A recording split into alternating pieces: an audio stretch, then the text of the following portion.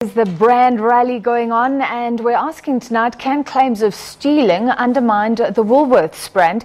Tonight we're examining the crisis response of one of South Africa's best known retailers, Woolworths, yesterday apologising to the owner of Ubuntu Baba that manufactures baby carriers, who had accused the retailer of taking her design, copying it. Woolworths admitted to striking similarities between Ubuntu and its own baby carrier, but some believe it hasn't gone far enough. The owner of Ubuntu, Shannon Mclaughlin, has since said that the issue is bigger and that there are many others who are making similar claims.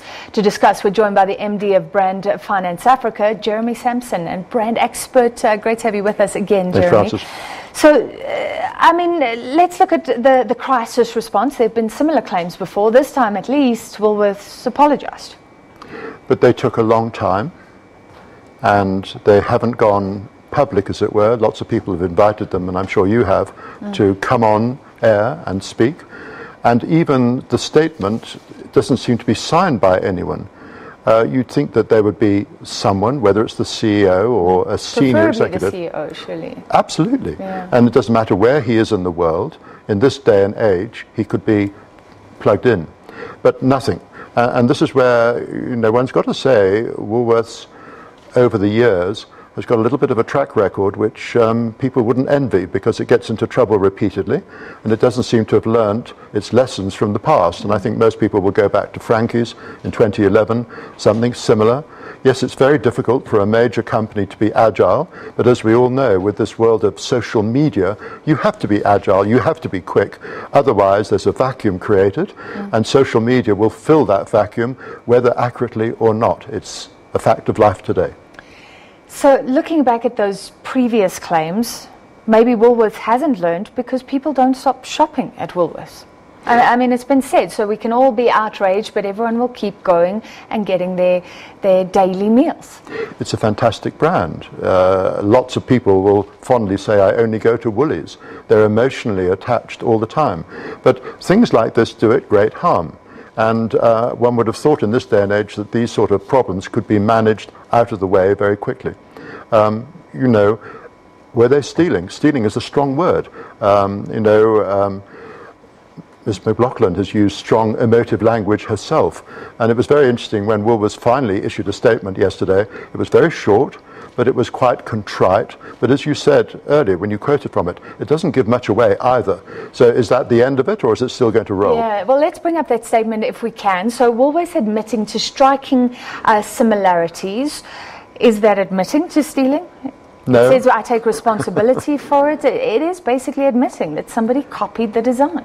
But I was talking with a patent lawyer only yesterday, in another interview, and he was saying people steal all the time. You can't prove it.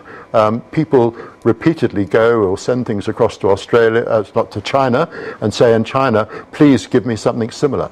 And is this what happened here? I don't know. But it is very stupid to be striking similar. Yeah. You can make changes, you can make tweaks, you can adjust, you can learn from other things. But if it's striking similar, in other words, has it really been stolen, has it been copied, then that's a problem. Yeah. And would it have been a better strategy to be absolutely honest about what happened here? And this is where, in such a huge organisation, perhaps one department wasn't talking to another, perhaps the principles and the procedures in place weren't being properly managed. We all know this period, December, mid-January, is a difficult period. And if anyone, in fact, wants to take on and cause an issue for a major brand in Southern Hemisphere, South Africa, that's the ideal time to do it. And I'm not saying this is what happened here, but there were accusations when Frankie's happened. How long had that been building up? But this is where sometimes timing is ideal for the SMME, not ideal for the big corporate. Yeah, Frankie's took a long time, and Woolies admitted later it had made mistakes. Seemingly those same mistakes still being made. Exactly. Does that make this very hollow, where it says that we remain deeply committed to the development of small businesses in South Africa? Well, I would like to say put your money where your mouth is. I'm sure I've heard in the past Woolworths saying they use so much local talent, local production, local materials. Well, this is what they need to be doing now. Are they helping? What's happening in corporate social responsibility, if they still talk about that in communities? I know Woolworths does a lot of things, but perhaps that has been damped down a little bit, and it now needs to be brought back up, if indeed they're still doing that sort of thing. And what do you think of, some are saying Woolworths should use these baby carriers, Ubuntu Baba, and market them, sell them in stores for this woman, and compensate her for what's happened thus far? You're absolutely right, but this is where often people say, in South Africa, why don't we have more partnerships? And not just partnership from a small business like Ubuntu Baba and Woolworths, but between the private sector and government as well. We have all this expertise, rather work together than fighting with each other. Yeah. And in her case, had she spoken to them before? Probably not.